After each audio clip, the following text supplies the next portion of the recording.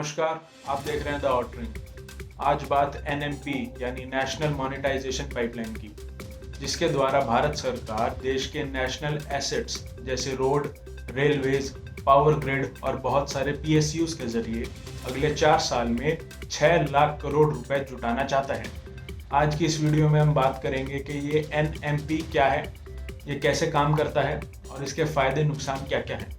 उससे पहले आप हमारे चैनल द ऑटरिंग को सब्सक्राइब जरूर करें। एनएमपी के जरिए भारत सरकार देश के ब्राउन फील्ड एसेट्स यानी वो एसेट्स जो कि इनएफिशिएंट है, अंडर यूटिलाइज्ड हैं और लॉस मेकिंग हैं, उन्हें प्राइवेट सेक्टर को लीज पे देना चाहती है।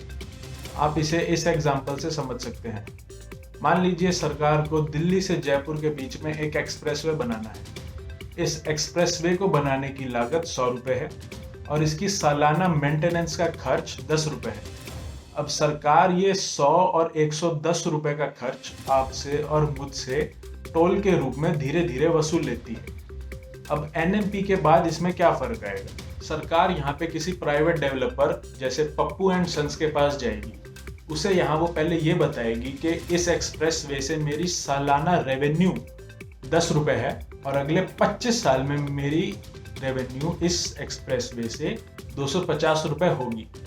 उसके बाद वो पप्पू डेवलपर्स को ये ऑफर देगा कि आप अगले 25 साल का रेवेन्यू यानी 250 रुपये सरकार को आज दे दीजिए और अगले 25 साल तक ये सड़क आपको लीज पे मिल जाएगी। और जो 250 रुपये आपने सरकार को दिए हैं, इसकी वसूली आप उस सड़क से कर सकते हैं और उस सड़क की मेंटेनेंस का खर्च भी पप्पू एंड डेवलपर्स को ही उठाना पड़ेगा। ये एग्जाम्पल बहुत ही सरल और साधारण था। असल जिंदगी में ऐसा नहीं होता है। आगे बढ़ने से पहले आपको एनएमपी के बारे में कुछ चीजें पता होनी बहुत जरूरी है। पहली कि एनएमपी के अंदर इन एसेट्स का मालिकाना हक यानी ओनरशिप गवर्नमेंट ऑफ इंडिया की ही रहेगी।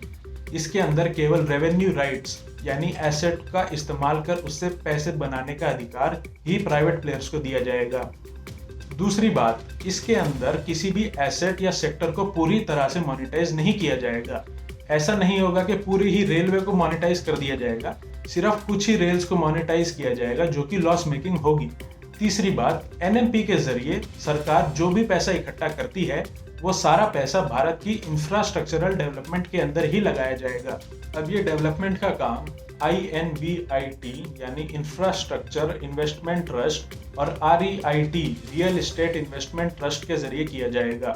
ये दोनों एक म्यूचुअल फंड की तरह होते हैं जिसके अंदर आप किसी भी डेवलपमेंटल प्रोजेक्ट के अंदर निवेश कर ब्याज कमा सकते हैं। ये दोनों ही investment one of the safest investments हैं और इन्हें सेबी ही गवर्न करता है। अब इन सब से 2 चीजें होंगी। पहली, भारत की जो इंफ्रास्ट्रक्चर डेवलपमेंट है उसके अंदर तेजी आएगी। दूसरी, जो भारत के अंडर परफॉर्मिंग सेक्टर्स हैं उनकी सेहत में भी सुधार होगा। अब ये तो हो गई एनएमपी की सारी बढ़िया बातें। एनएमपी के अंदर बहुत सारे जोखिम हैं और बहुत सारी चीजें ऐसी हैं जिन पर अभी भी प्रश्न चिन्ह बना हुआ है।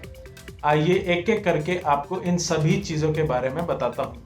एनएमपी का सबसे पहला रिस्क है एसेट स्ट्रिपिंग। इसे आप इस एग्जांपल से समझिए। जब आप किसी होटल में रुकने जाते हैं तो तब क्या आप उस कमरे की सफाई करते हैं या फिर बिजली बचाने के लिए एसी थोड़ी थोड़ी देर ही चलाते हैं? नहीं ना। तो जब तक किसी भी प्राइवेट इन्वेस्टर को किसी एसेट की ओनरशिप नहीं मिलेगी तब तक वो उस एसेट के अंदर वैल्यू एडिशन यानी उसके अंदर सुधार क्यों ही करेगा। और जिस तरह आप होटल से चेकआउट के समय वहां से तौलिया, कंघा, शैम्पू, साबुन सब ले जाते हैं, उसी तरह कोई भी प्राइवेट इन्वेस्टर अपने प्रॉफिट कमाने के लिए उस एसेट को पूरी तरह से निचोड़ देगा। दूसरी बात, सरकार सभी चीजों को मोनेटाइज नहीं कर सकती। कुछ चीजें सरकार को पब्लिक वेलफेयर के लिए चलानी ही पड़ती हैं, चाहे वो कितने ही घाटे में क्यों ना हो।